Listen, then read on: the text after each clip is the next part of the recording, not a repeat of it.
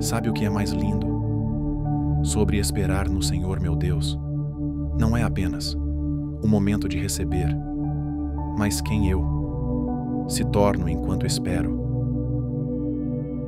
Mas aqueles que esperam no Senhor renovam as suas forças, voam alto como águias, correm e não ficam exaustos, andam e não se cansam.